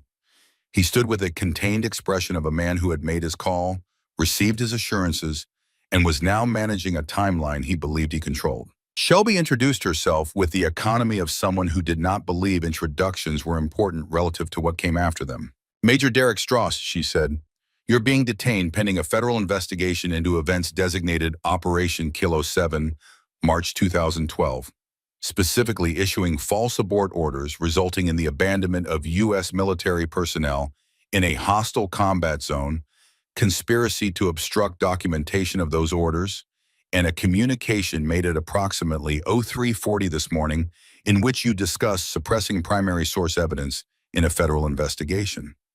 She paused. "You have the right to remain silent. I would encourage you to use it." The two NCIS agents moved to Strauss's flanks with the unhurried precision of people who had done this before and did not expect resistance. Strauss did not resist. He stood very still, and Maya watched his face in the early desert light, and she saw what she had not expected to see in it. Not anger, not calculation. The look of a man who had been holding something for a very long time, and the holding of it had become indistinguishable from the thing itself, and he was not sure what remained now that it had been taken from him. He looked at Maya once briefly, the kind of look a man gave when he understood that the person looking back at him had been carrying something he had underestimated from the beginning. She met his gaze and said nothing. There was nothing to say that the record had not already said more clearly. He was walking toward the federal vehicles when Rodriguez appeared at Maya's left shoulder. He looked at the scene with the expression of a man checking something off a list he had been keeping for years. "Pacheco was right," he said quietly. "What did he say?" "He said the best thing Nathan Corwin ever did was make sure the right people would be in the right place when the time came." Rodriguez looked at her sideways. "I used to think that was about mission planning." Maya watched Strauss get into the federal vehicle. "It was," she said. The helicopter that lifted them back to Fort Bragg flew into a sunrise that turned the Mojave into something that looked, for about 4 minutes, like it might have been designed for human habitation. Red rock, an amber sky, and a silence that the rotors broke without diminishing. The way you could break a surface and the depth of it remained. Maya sat with her rifle across her knees and Doyle 2 seats to her left, looking out the window with an expression she had never seen on him before. It took her a moment to identify it. He looked lighter. Not happy exactly. Lighter. The way a man looked when he had been carrying a specific weight for a specific number of years, and someone had finally said, "You can set that down now." She looked at Hale, who was sitting across from her with his hands folded and his eyes closed. Not sleeping, processing. The way men of his generation process things, inward and deliberate and without the need to perform it for an audience. She thought about what came next. The formal interviews, the chain of custody documentation for the microfilm, the legal process that Shelby had described in broad terms as extended and not simple, and ultimately, she believed, successful. The investigation into the 3-star whose name was on the microfilm, which Hale had told her would require a separate federal grand jury and a timeline measured in months. She thought about this men of Kilo 7 and what their families had been told and what they had spent 12 years believing. She thought about Whitaker, 22 years old in 2012, recovered from Syrian soil by a Turkish intelligence unit 4 days after the ambush. She did not know his first name.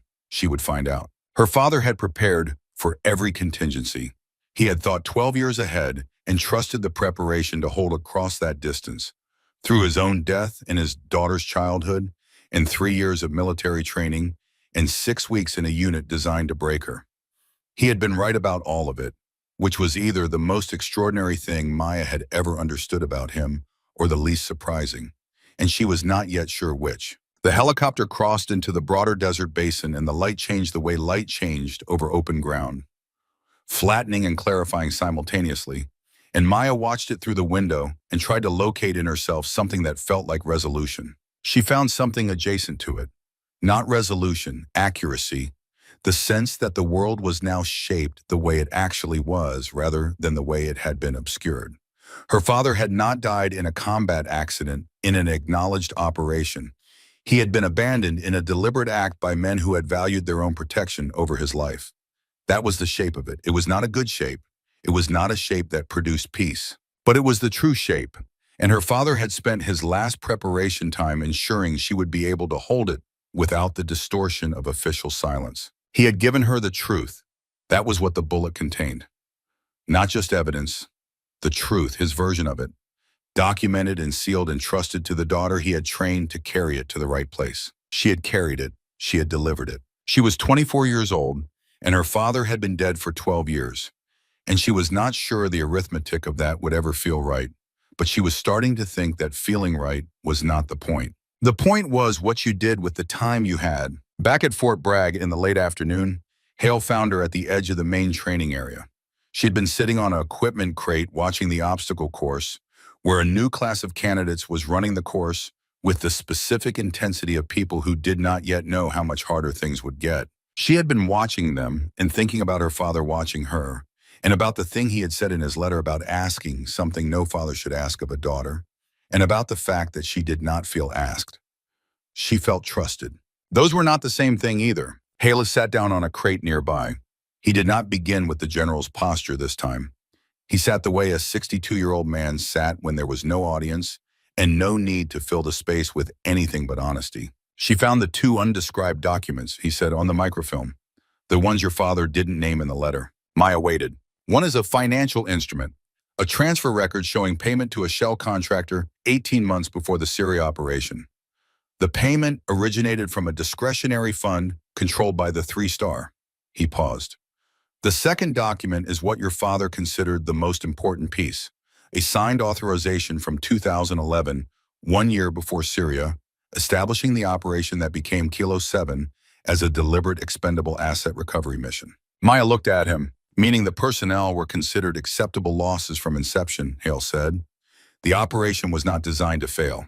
It was designed from the start to spend the team as cover for recovering the asset and eliminating the asset's evidence of the funding program. Your father and the other members of Kilo 7 were never expected to come back. He was quiet for a moment. Shelby says this changes the charge from negligent abandonment to premeditated. Maya was silent for a long time. She had known, had understood, somewhere underneath the part of her that processed information, that this was the shape of it. Her father had said in his letter, "I've known for a while that the op was designed to fail." But designed to fail was one thing. Designed from the beginning to spend 8 men as operational cover was something else. Something that required a different kind of accounting than she had prepared herself to do. She thought about her father the year before Syria, training, advising, living, not knowing yet what the envelope on his desk was going to have to say. Building the evidence anyway, because Nathan Corwin built for contingencies even when he didn't know exactly which contingency was coming. She thought about the bullet, not for shooting anyone, for ending this the right way. He knew, she said finally. He knew the operation was designed to fail, Hale said. I believe he suspected the full architecture, which is why he prepared everything he prepared. He was not leaving the evidence to chance. You should have told me, Maya said. When I arrived, on my first day, you should have said you knew him. There was a long silence. Yes, Hale said, I should have. Nothing more. No qualification, no explanation that made the choice feel better than it was. Just the admission, sitting there in the Carolina afternoon like a stone someone had set down carefully. Maya accepted it the way her father would have accepted it, as a fact about a person that you integrated into your understanding of them and did not require to be more or less than what it was. Hale had used her. He had used her because he needed to, and because the goal had been right, and because the cost of the right thing was often distributed in ways that were not fair. Her father had understood this. He had told her to trust Hale even when it felt like use. She reached into the document pocket of her uniform and took out the bullet casing. She held it in her palm for a moment, then held it out to Hale. He looked at it and did not take it. That belongs to you, he said. The microfilm belongs to Shelby. The casing is just brass now. She kept her hand extended. He would have wanted you to have something. He didn't have much to leave. Hale looked at her for a long time. Then he reached out slowly and took the casing from her palm, and she felt the weight of it leave her hand and watched him close his fingers around it. And the expression on his face in that moment was not the expression of a general. It was the expression of a man who had been carrying a debt for 30 years and had just been told, quietly and without ceremony, that the accounting was complete. He put the casing in his breast pocket, over his heart. He did not say anything for a while. Neither did she. The Carolina evening moved around them with the patient rhythm of an ordinary thing, which it was, and also was not. Then Hale reached into the inner pocket of his uniform jacket and removed something. He held it out on his palm, 2 dog tags on a beaded chain, original issue, the metal worn at the corners from years of contact with fabric and skin. Nathan Corwin's name was stamped on the first one with his blood type and religion and service number, the standard alphabet of a soldier's most essential information.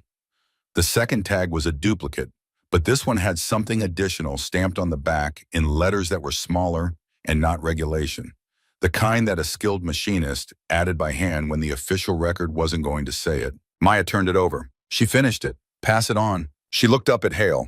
He gave me those in Syria, he said, the night before they inserted. Said if he didn't come back, I should return them when the time was right.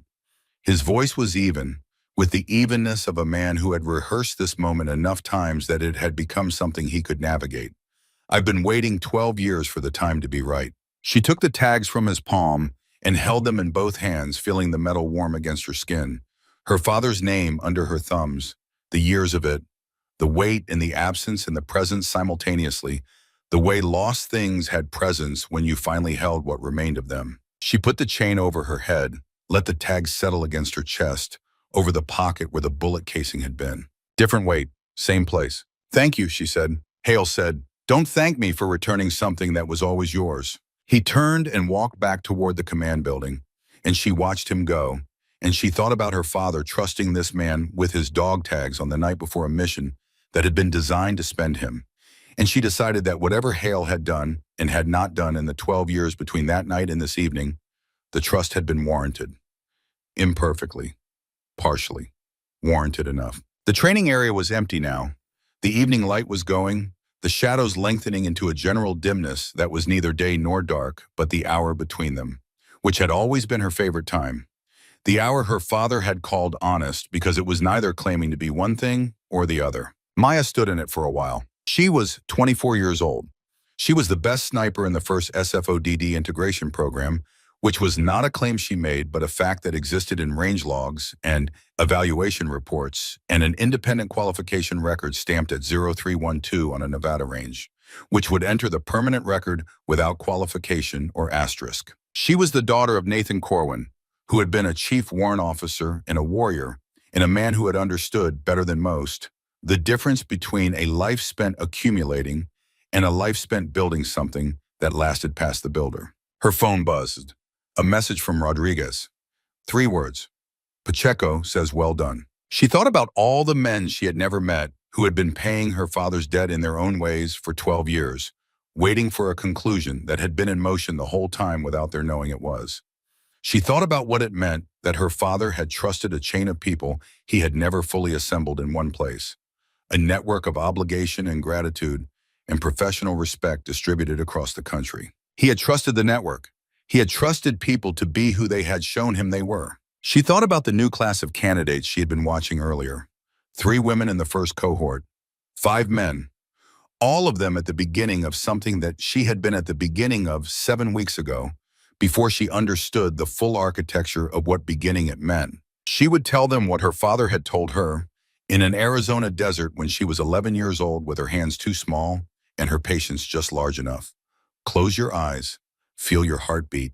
Open them between beats, because between beats is where stillness lives. She would tell them that the scope never lies, the wind never apologizes, and the trigger doesn't care how you feel about what comes next. She would tell them that the hardest shot was never the one your hands refused to take.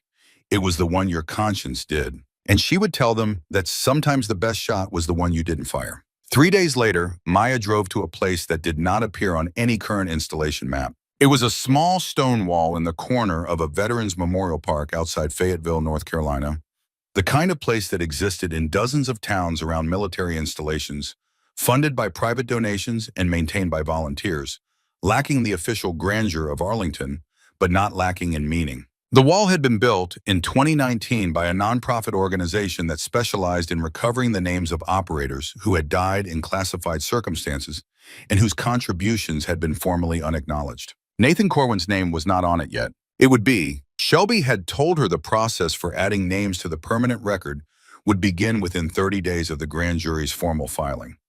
She had told Maya that the process was not complex, now that the operation itself was unclassified, and that the paperwork would be straightforward because the documentation was unusually complete for something that had been designed to leave no documentation. She had said that with a look that contained what she thought about that design. Maya stood at the wall and read the names on it, 87 of them in 2 columns, each with a date and a location that was still sometimes abbreviated because the locations were still sometimes sensitive, even if the people were not. Men who had died in places and ways that their families had been given insufficient versions of. Men who had been told to trust the process and had paid the price of that trust and were owed this much at minimum, accurate names in stone. She put her hand against the surface of the wall. Cold granite, very still. I found it, she said. To the names and to the space between them, and to whatever traveled between the living and the dead through cold stone at 10 in the morning in a small park outside Fayetteville. It took 12 years and I found it. The wind moved through the trees at the park's edge with the indifferent patience of moving air. She had brought something with her in her jacket pocket, a folded paper, small, the size of a business card. She had written it herself the previous evening at the barracks desk carefully, with a fine pen she had bought at the post exchange specifically for this purpose. Nathan William Corwin, Chief Warrant Officer, 1st SFODD, Syria 2012. Not the final inscription, not the official version, which would have dates and citations in the formal language of institutional recognition. This was the version she carried, the one that said what mattered without the frame. She pressed it against the wall. A car pulled into the parking area behind her. She heard the door and footsteps on gravel and recognized the weight of them before she turned. Doyle stopped 6 feet back. He was in civilian clothes, jeans and a gray shirt, which made him look both more ordinary and more himself, the way men sometimes did when the uniform was not providing the context. He held a small paper bag, the kind that came from bakeries, which he was carrying with the slight self-consciousness of a man who had not known what to bring to a moment like this and had defaulted to something useful. He set the bag on the low stone bench at the wall's base. 2 cups of coffee and something in wax paper. I drove past this park 100 times in the last 3 years, he said, never stopped. Why not? Because I didn't have a right to yet. He looked at the wall. I owed him a finished job. You can't stand at someone's memorial when their job is still undone. Maya turned back to the wall. She ran her fingers over the names there, the ones already recorded, men who had been brought into the light by the same slow process of recovery that would bring her father in behind them. Do you know all of them? She asked. Some of them. Enough of them. Doyle moved to stand beside her, slightly back and to the left, which was the position she had come to understand was his default in relation to her, present and reliable, and not in the way. Pacheco reached out when he heard. He's driving down from Montana next week. Wants to be here when the name goes up officially. Maya thought about her father trusting a chain of people he had never fully assembled in one place, each holding one piece, none of them knowing the whole picture. He had trusted the network. He had trusted people to be who they had shown him they were. She reached down and picked up one of the coffees from the bag, handed the other to Doyle. They stood at the wall for a while, drinking coffee in the morning air, not saying very much because very much had already been said, and what remained was the kind of thing that coffee and proximity could communicate more accurately than language. What happens to you now? Doyle asked eventually. The advising program at Bragg, first cohort in 6 weeks, she paused. And the investigation interviews. Shelby says I'll be needed periodically through the grand jury process. You okay with that? She thought about it honestly. Yes, she said. I didn't do all of this to stop at the halfway point. Doyle nodded. He looked at the wall one more time. He would have finished it himself, he said, if they'd given him the chance. I know. You're better at this part than he would have been. She looked at him. He was a warrior, Doyle said, a great one, but he had a warrior's impatience for process. You have his precision without his impatience. He looked back at the wall. That's rarer. Maya considered that for a moment. He taught me the patience, she said. I just applied it in the right place. They finished the coffee. The morning warmed around them, the Carolina spring doing what it did, persistent and green, and specifically beautiful in the way of things that arrived on schedule, regardless of what was happening nearby. Maya put her palm flat against the wall one more time before she left. Felt the cold of it in the particular permanence of stone that had been set in place by people who intended it to last. Soon his name would be here. Not a memorial, a record. The difference mattered. Memorials were for the living, the consolation of physical presence in the face of absence. Records were for the truth, for the shape of what had actually happened, set in something that would hold it past the people who had been there. Her father had understood that distinction.